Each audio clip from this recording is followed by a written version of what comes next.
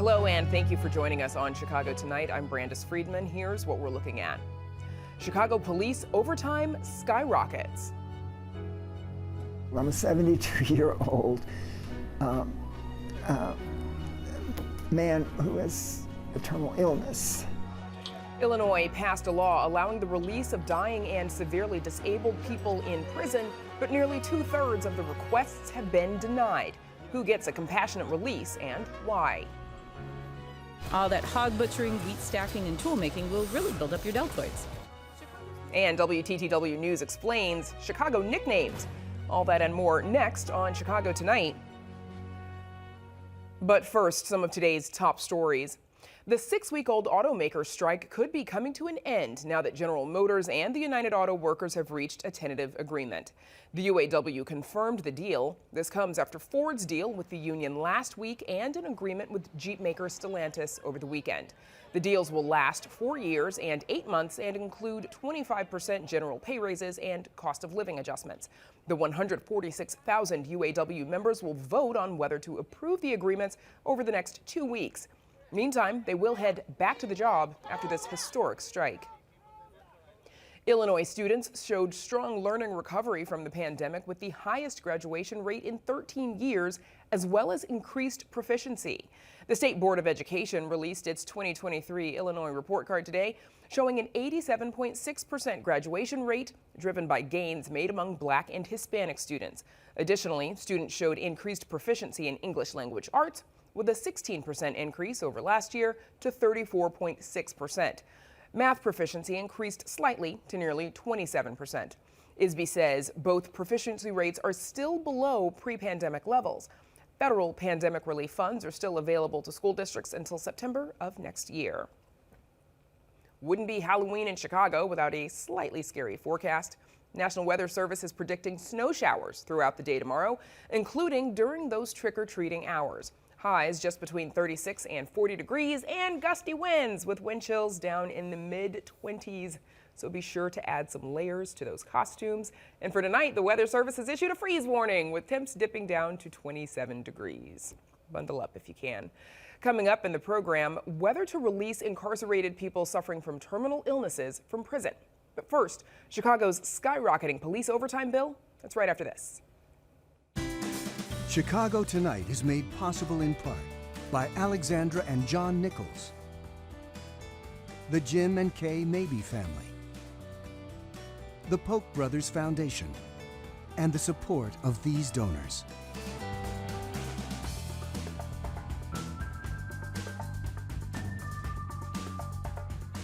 Once again, the massive amount of taxpayer money spent to pay overtime to members of the Chicago Police Department was a flashpoint in the annual negotiations over the city's spending plan. New Chicago Police Superintendent Larry Snelling vows to be more fiscally responsible, but he made no promises that the department would actually spend less on overtime in 2024. WTTW News reporter Heather Sharon joins us now with more. Heather, how much is Chicago on track to spend this year on police overtime, and what did the city spend last year? So the city has already spent $200 million on police overtime and remains on track to end the year at $250 million in police overtime bill. That represents a massive increase from 2022, when the city ended the year with an overtime bill of about $210 million. And even that was a massive increase from 2021. There appears to be no end in sight to these increases. It seems to be have steadily gone up year after year. How much does Mayor Brandon Johnson's spending plan set aside for police overtime in 2024? So even though in each of the past 5 years the city has spent far more than $100 million on police overtime bills, every year the city has set aside just that, $100 million, and will do so again in 2024, although nobody seems to believe that they can actually come in anywhere near that amount in overtime. So First Ward Alderman Daniel Espada asked Snelling whether the city was, quote, doomed to spend more than that on police overtime in 2024. How did he respond? Well, Superintendent Snelling said Probably because there's a great possibility, he said, that there will be some sort of public safety conflagration that will require the police department to spend more on overtime. And those are just the unanticipated problems. We have the known knowns that are going to cost the city overtime, like the NASCAR race and Lollapalooza. And then, of course, there is the DNC as well. Correct. How likely is Snelling to make good on promises to rein in police spending on overtime? Well, you know, he vowed to be more fiscally responsible and to hold district commanders responsible if they go over their overtime budget. But Inspector General Deborah Witzberg has told me that this overspending is a symptom of a much deeper and more systemic problem in how the department allocates its resources and how it responds to public safety threats, which can't be addressed with just a few remarks at a budget hearing in a budget worth $2 billion annually. Obviously sounds like a much more long-term problem they're going to have to address. Heather Sharon, I'm sure, will be following up for us. Thanks so much. Sure will. Thanks, Brandis. And you can read Heather's full story on our website. It's all at WTTW.com/news.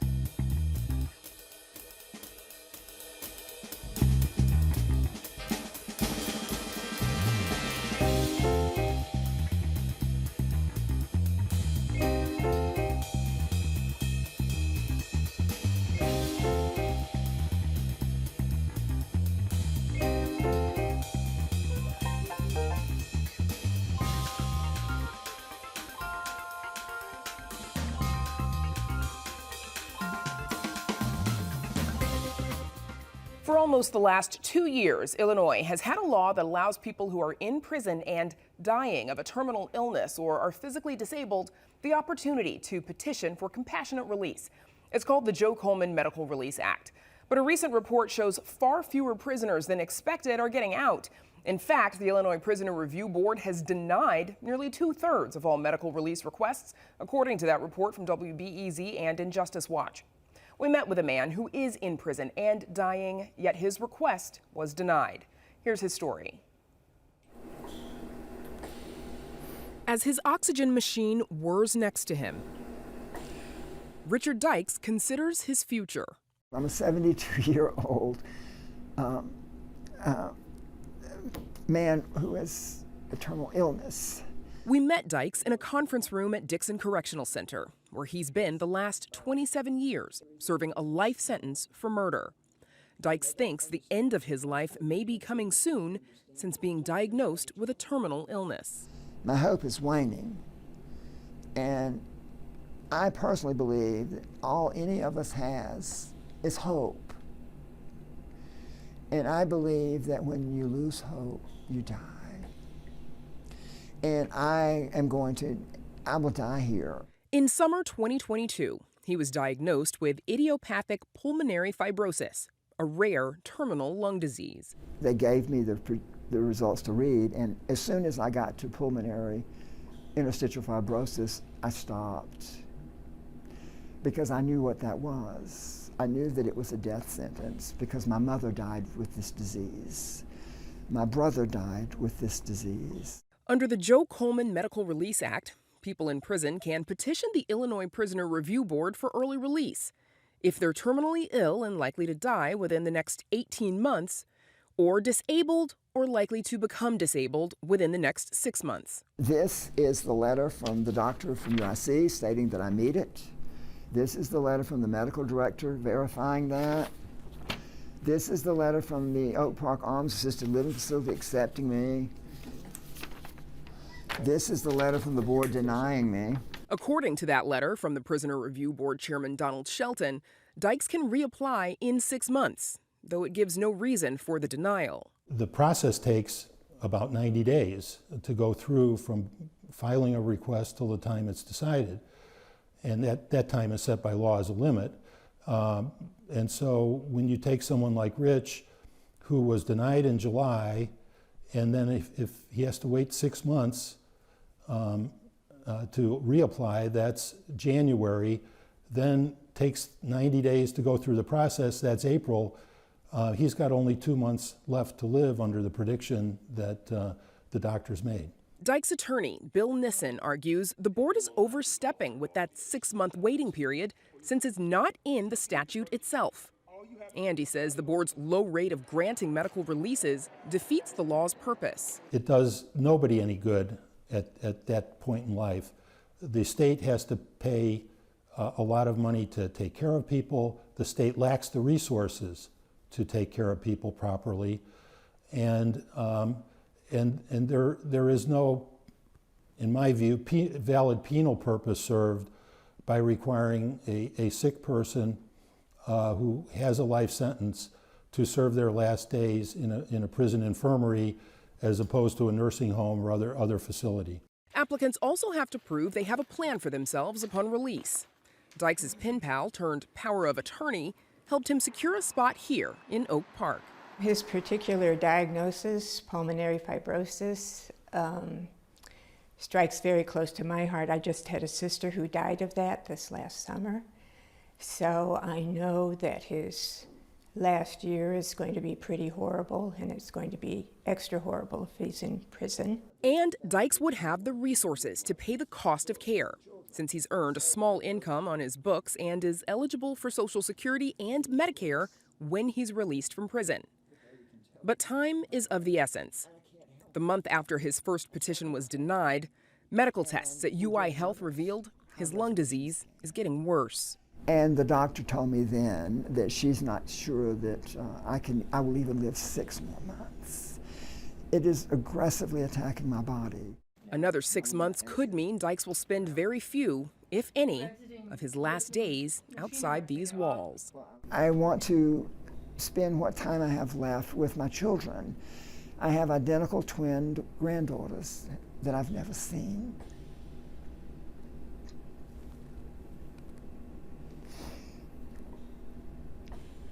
I want to see them.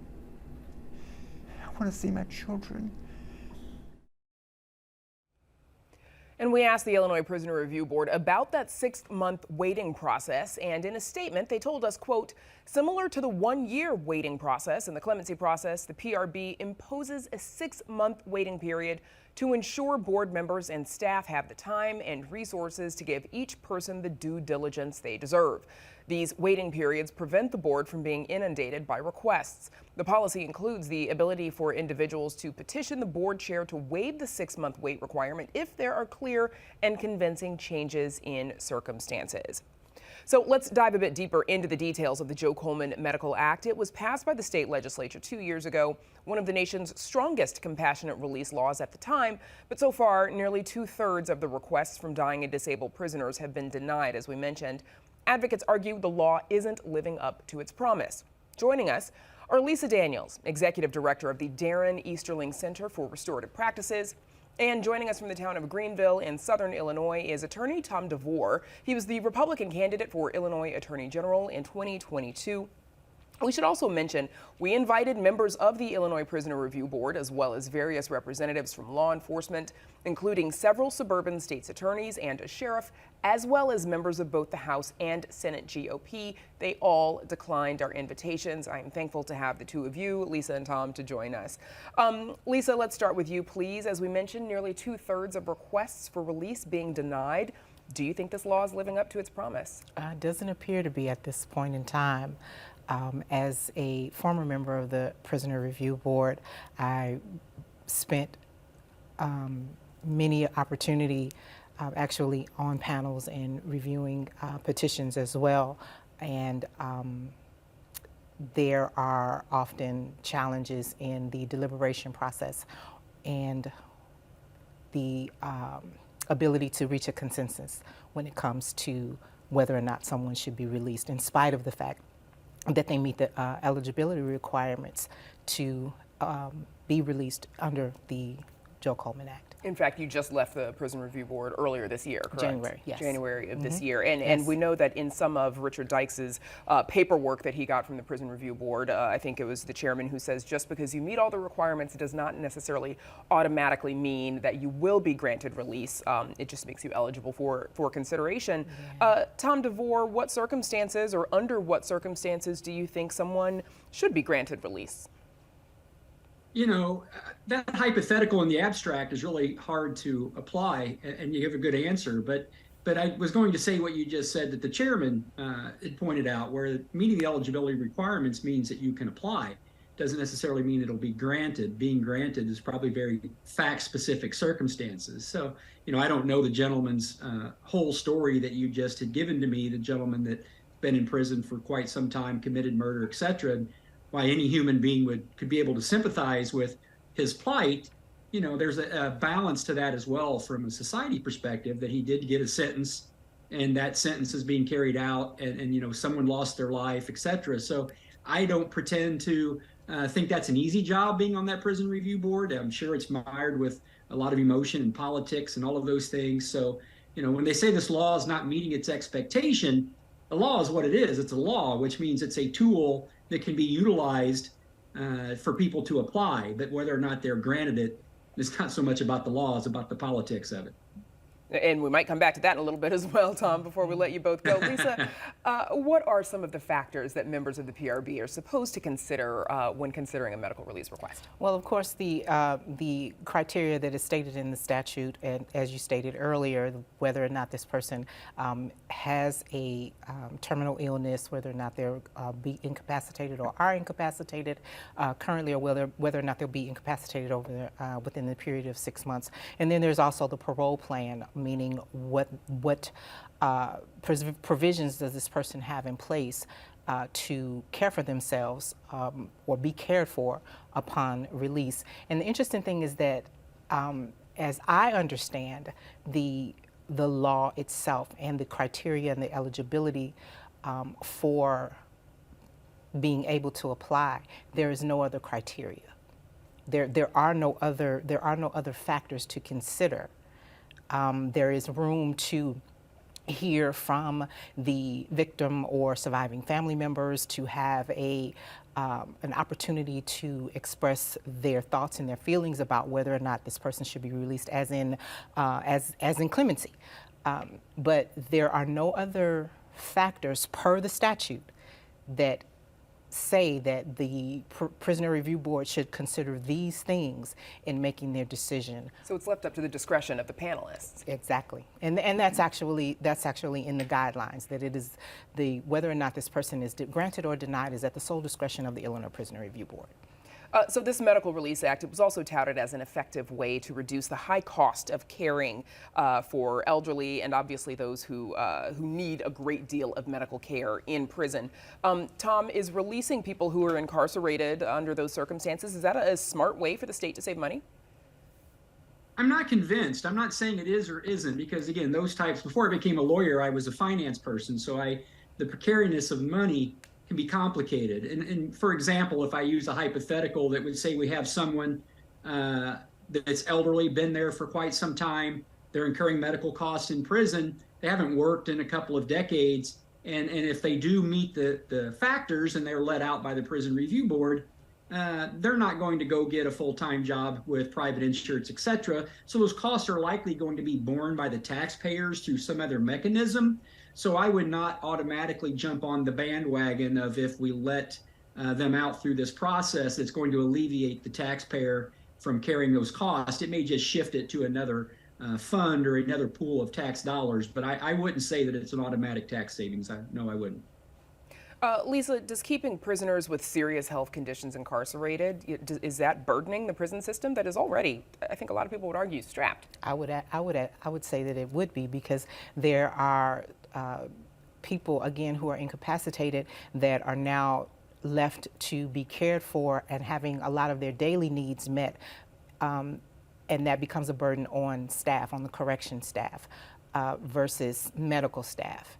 And so now there's this expectation of correction staffs to do things that are outside of the scope of their the scope of their job description. I would also imagine the impact on public safety is something that panelists, board members consider when considering an application. Yeah, we've always considered that, and again, that's something to think about when you think this person, to the gentleman's point, is elderly, has been incarcerated for more than 20 years in most cases, and more often than not poses absolutely no threat to public safety if released.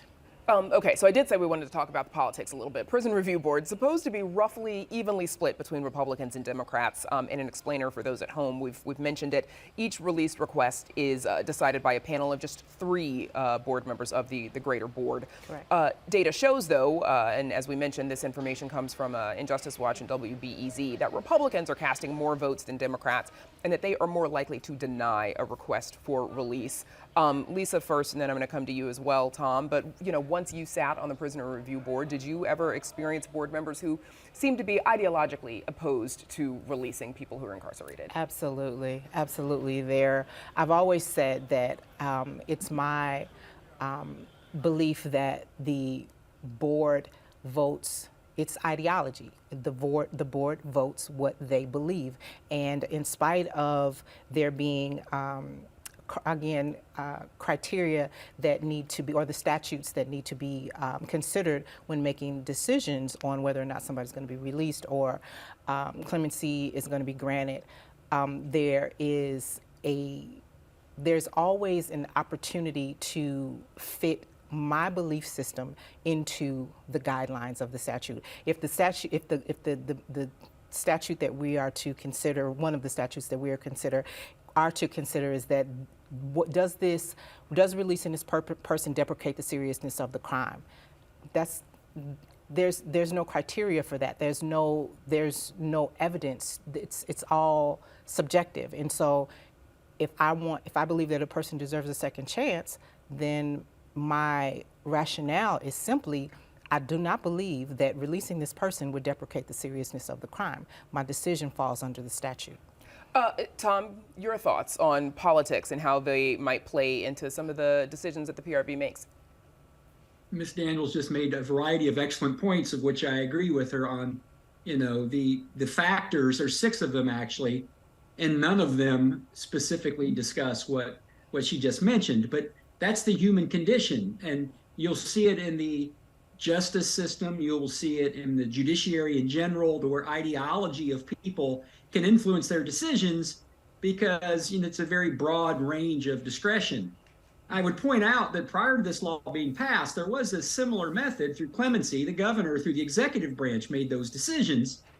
And I would humbly suggest at least consider, I'm not saying it's true, I'm saying consider that passing this law was a way to shift the complexity of this issue, which is very complex, to the Prison Review Board, because maybe the executive office didn't want to make these difficult decisions because the ideology can be so heated on both sides.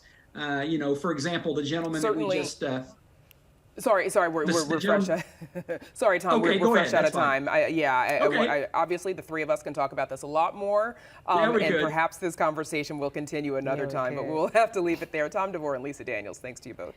Thank you very much. Up next, something a little bit lighter as we delve into the origins of some of Chicago's nicknames. Stay with us.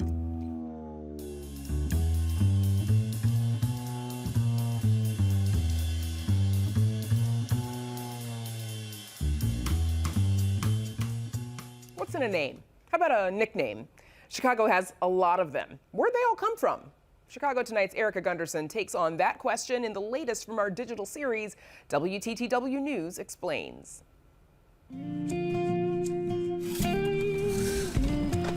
When it comes to nicknames, Chicago sure has gotten stuck with some stinkers. Maybe it's because the city's actual name comes from a smelly wild onion. Or maybe it's because other cities like to drag our city through the mud. In fact, one of Chicago's first nicknames was Mud City. Accurate, if not exactly flattering. Then there's Chicago's best-known nickname, the Windy City.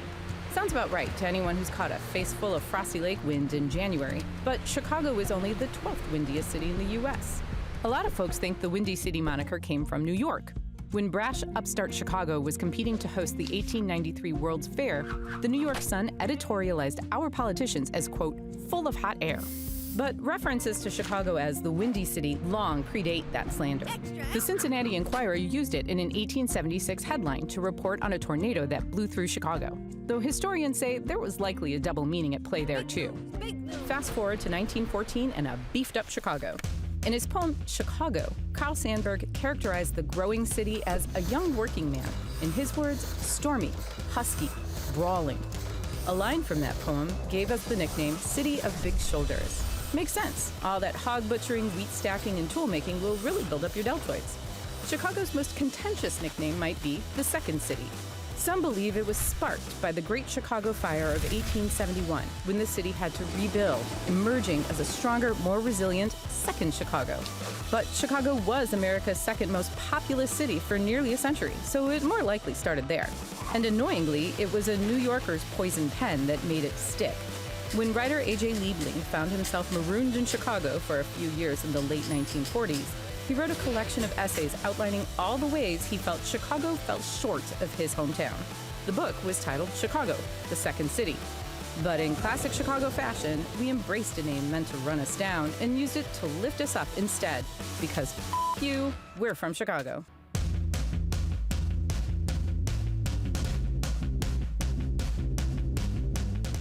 I learn something new every time I watch one of those. Thank you, Erica. You can see this video again and our whole series of explainers on our website. Everything from how we get our drinking water to the infamous parking meter deal and how your taxes, your property taxes, are calculated. Just go to WTTW.com/news and click on WTTW News Explains. And that is our show for this Monday night. Don't forget to stay connected with us by signing up for our daily briefing. And you can get Chicago Tonight streamed on Facebook, YouTube, and our website, WTTW.com/news. You can also get the show via podcast and the PBS video app. And join us again tomorrow night at 5:30 and 10. Now, for all of us here at Chicago Tonight, I'm Brandis Friedman. Thanks for watching. Stay healthy and safe, and have a good night.